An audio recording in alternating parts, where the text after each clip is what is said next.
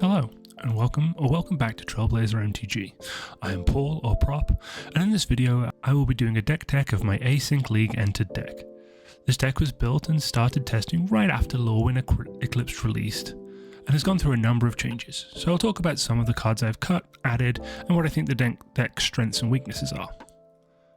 First, let's talk about the overall theme of the deck. The deck is called Azorius Flash, because the vast majority of cards in the list are instants, spells with flash, and cards which enable that strategy, filled out with some of the most powerful sorcery speed support, and a couple of specific tech pieces. So how does the deck play? It's primarily a tempo deck. I have flash, evasive threats, and some of my sorcery threats are either evasive or have really good utility. I play, draw, go, let my opponent sweat what I might have. If they commit something, I try and counter it or remove it, and then end of turn, if I have mana available, I can cast a draw spell or get one of my flash utility evasive threats into play and go from there. The deck asks a lot of my opponent in terms of their play pattern, while allowing a lot of flexibility on my end. One of the biggest challenges from my piloting side is threat assessment. Understanding what we care about as a threat, what can resolve, what we want to hold counters and removal for. If I'm able to get rolling, get my draw spells, keep my hand fairly full, and correctly assess threats from my opponent, I can take over games fairly well, stabilize even at a low life total, and roll from there. Let's go through what is currently in the deck type by type. This list is on Moxfield. I will share the link to this version of the list in the description below if you want to check it out. The first thing we're going to go through is Planeswalkers. So there's not really a lot of surprises here. The 3-mana Teferi is one of the most busted Planeswalkers, especially in a control shell, and can even make the few sorceries in the deck cast at instant speed, which is great. Although that is kind of a niche upside, that's not what it's in the deck for. It's mostly to make sure all my counters land and all my flash threats land. The other Teferi, Hero Dominaria, a lot of my curve is at 2 and 3, so with a 5 or 6 mana available, we can cast this Teferi, uptick, get the draw, untap, and still have 2 or 3 mana for protection, removal, or a flash threat on the opponent's turn. Also, 5 mana tuck one of their most threatening creatures to blank an attack, and then maybe eat a removal spell or take a swing to save me life. That wouldn't be more than one game. The Planeswalker is Wandering Emperor. She is really useful depending on the board state. Removal, create a creature, or just buff up a blocker and untap with 4 loyalty. All really powerful options. Next we'll move on to the creatures. Now I'm not going to go through this list or the instance later exhaustively, but I will talk about some of the cooler and more niche includes. You probably don't need me to tell you how good Malcolm or Abhorrent Oculus is, and if you do, then you should put them in your deck and play with them and find out for yourself. The first one I want to talk about is Eddymurk Crab. This card can be an absolute house. I've regularly cast it for just 2 mana, and the tempo of blanking 2 attackers and having a 5/5 to swing back or just sit and block is huge. You can also tap down 2 mana dorks in an opponent's upkeep to really up the tempo advantage that you get with this guy. Next up is Lockmare. As a sorcery speed creature, I was kind of unsure when I first put this in, but playing it on 2 then opens up a lot of flexibility on future turns. Also, it's not a feel bad if you draw this late in the game, because you have the utility of those counters to remove. And if through something like Agatha's Soul Cauldron, you're able to put +1/+1 counters on this afterwards, the ability only actually check counters and not the -1/-1 counters. So if you can add a counter to this with another ability, you can remove it back down to a 4/5 to draw another card, or if you're able to put 2 counters on it, you can tap down one of their options. Third creature I'm going to talk about is Spectral Adversary. If you really need a flash flyer on 2, this card is fine, whatever. But with 4 or 6 mana, as long as you have the blue, it opens up so many possibilities to phase out your opponent's threats, their planeswalkers, blank their removal, turn off a mana dork for a turn. Again, plenty of utility once you get to the later game, and a fine option early. Unwelcome Sprite. This little fairy may seem kind of innocuous, but when most of the time, 90% of the time, I'm taking actions on my opponent's turn, the Surveil 2 lets me see a massive amount of cards. Also fuels Delve, discounts Edimurk, allows me to get Oculus into play. It provides a ton of utility and a way to dig for answers should I need them. The last creature I'm going to talk about is Bellion. I haven't quite seen the full power of this card yet, and if you play in paper, you might know this is Hydro-Man from Spider-Man, but on turn 3, being able to cast a creature, hold up 2 mana on the opponent's turn, that's huge, and later in the game, the blue spell prowess is not to be sniffed at. It could be a big threat to push damage. Now on to the more niche / meta includes from the creatures. Clarion Conqueror. This was not in my initial build, but turning off mana dorks, planeswalkers, utility creatures, and even artifacts can be a backbreaker, and even though it is symmetrical, I don't have that many creatures with activated abilities, and I only have 3 planeswalkers in the deck. Artifacts, I only really have Soul Cauldron. It's a total of about 10 cards that are impacted by this guy, and most times it's going to impact the opponent a lot more. The other card I want to talk about is Kutzel's Flanker. This is also one that wasn't originally in my list, but the instant speed Graveyard Hate, really, really good against certain lists. It can also be a bigger threat if they wrath the board. And honestly, the floor on this card is scry 2, gain 2 life, and have a 3/1. That has allowed me to get my way back into games where the other 2 abilities weren't really doing much. Next up, we have our sorceries.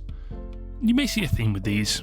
3 wrath effects for if I get under pressure early, low to the ground, more aggro decks, able to get in before my counter spells or removals are online. Combined with the 2 of the best sorcery speed draw spells in the format. And then I also have 2 model dual face cards which have utility if the game goes long. 90% of the time they're another land. They can come in untapped at the cost of 3 life. That's actually not too big of a problem to play, especially if you need the removal or the counter spells available right this moment, and these are your only options. Next we'll move on to instants. Again, I won't be talking through all of these, but I do want to highlight a few. First up, the suite of what we call soft permission.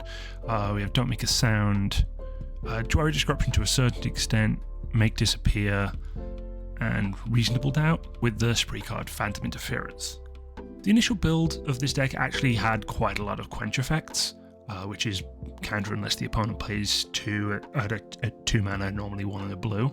But they weren't always the strongest, so all of these versions have additional utility or upside.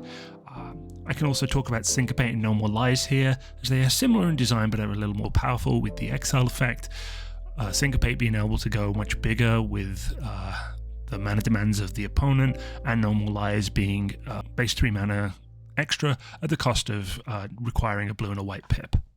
Originally there was thought about this being an Esper deck, which I do have a separate build of, which I will probably discuss and show in the future, which gave me access to the most premium spot removal in the format. But for the mana base and consistency, I cut it down to just blue and white. As such, I've included the best white removal I could in a format that doesn't have swords or path available. There is an argument to include Lay Down Arms here, but I would need to track my average planes count when I need the spell to determine its utility. Right now, that is being taken up by Elspeth's Smite. The 3 damage and the exile can be useful, but there are a number of serious threats with more than 3 toughness, which can make this a little awkward. I'm also running all of the quote-unquote best card draw / selection spells available. I have Dig Through Time, Consult the Star Charts, Memory Deluge. All of these are great ways to try and find specific answers and ways to close out a match. Finally, a quick note on Saw It Coming. This is a fine counter, but Partially it's included to leave some doubt over what I have in the Foretell zone with the Doomscar that's included in the listed sorcery speed. Then to round out the non-land cards in the deck, we have Agatha's Soul Cauldron and Ang's Iceberg. Agatha's Soul Cauldron is one of the best targeted graveyard hate pieces in the format, and the flash removal spell, which can be hard to interact with being an enchantment, and if you really need to, you can cash it in for a scry. Finally, we're going to talk about the lands. I have 39 lands, including the 3 modal dual face lands, plus Bellion. Demolition Field and Field of Ruin feel like must-includes in a format that has so many creature lands, Field of the Dead, and for myself, I'm also running both of the on-color AFR Adventures into Forgotten Realms monocolored creature lands, along with Restless Anchorage and Soulstone Sanctuary. I do have one off-color Surveil Duel, which for later game fetches, it's an island for Mystic Sanctuary, while also being fine as essentially an island that comes in tapped in the early game with the Surveil attached to it. And for utility, I also have Agna Kella. This is a perfectly fine land that allows me to dig for more options and answers in the later game if I run out. Also included what are fairly standard utility options, including Giganjo and Odawara and the aforementioned Mystic Sanctuary, which, with the amount of islands I'm running, can often put a really powerful spell back on top. Otherwise, my basic split is 8-4. I also have Fabled Passage, which allows me to find those basics. All of the 2 colors that can enter untapped. So we have the Slowlands, the Verge, the Checkland, Shockland, and the Fastland, along with all of the legal on-color fetches. And finally, Multiversal Passage and Starting Town.